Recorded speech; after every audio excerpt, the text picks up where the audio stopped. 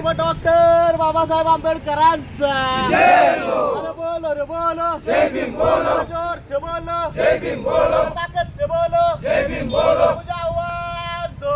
जय Bhim. विश्वरत्न Bodhisattva doctor Babasaheb आंबेडकरांचा जय हो। श्री छत्रपती शिवाजी महाराजांचा जय हो। राजर्षी शाहू महाराजांचा। आज आम्ही सैनिक टाकळी ग्रामपंचायती कार्यालयासमोर उपोषणा बसलेलो आहोत।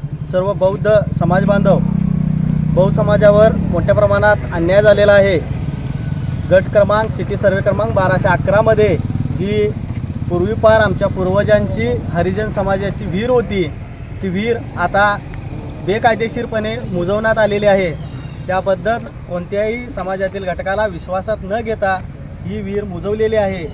ही विहिरीचा जेव्हा आम्हाला निदर्शनास आलं तेव्हा आम्ही ग्रामपंचायत कार्यालय सैनिक टाकळी ग्रामसेवक अप्पासो मुल्ला यांना निवेदन दिलं। त्याचबरोबर भूमी अभिलेख संतोष वाडकर याला देखील निवेदन दिलं। त्यानंतर गट विकास अधिकारी, तहसीलदार कार्यालय, जिल्हाधिकारी कार्यालय यांना वेळोवेळी निवेदन देऊन त्यांनी कोणत्याही प्रकारची दखल आमची घेतलेली नाही आणि बेकायदेशीररित्या आमच्या विहीर ही मुजवलेली आहे व त्या विहिरीवर आता हळूहळू अतिक्रमण होत आहे।